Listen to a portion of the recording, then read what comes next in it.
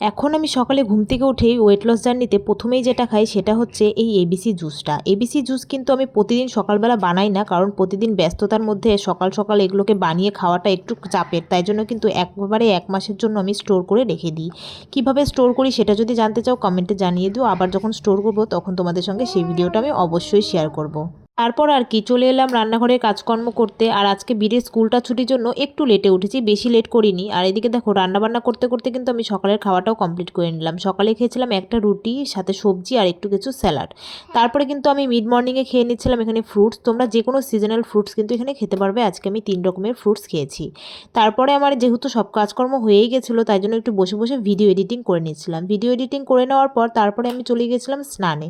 তাড়াতাড়ি স্নানটা করে নিলাম, আরও তাড়াতাড়ি স্নান করি বীরের স্কুল খোলা থাকলে। আজকে যেহেতু ছুটি তাই জন্য একটু লেট হয়ে গেল, সমস্ত কাজ করে তারপরে স্নান করলাম। আর এদিকে দেখো স্নান করে আমি এখানে ফ্রেশ হয়ে নিচ্ছিলাম, আর বীর এখানে বদমাশি করে যাচ্ছিলো যেহেতু ওর মানি এসেছে তাই জন্য। তারপরে কিন্তু আমি চলে গেছিলাম রান্নাঘরে আমার খাবারটা নিতে। আর তোমরা দেখতেই পাচ্ছ ভাত আমি কতটা পরিমাণ নিয়েছি। ভাত কিন্তু একটু কম পরিমাণে খেতে হবে তোমাদের ওয়েট লস জার্নিতে। আর এখানে স্যালাড বেশি করে নিতে হবে, আর অবশ্যই প্রোটিন জাতীয় খাবার কিন্তু বেশি রাখতে হবে। যেমন আজকে আমার প্লেটে কিন্তু অ্যানিমাল প্রোটিন কিছু ছিল না, তবে ব্রোকলি কিন্তু ছিল, যেটা কিন্তু একদম হাই প্রোটিনের। তবে আজকে ভিডিওটা কেমন লাগলো অবশ্যই জানিও। দেখা হচ্ছে নেক্সট ভিডিও।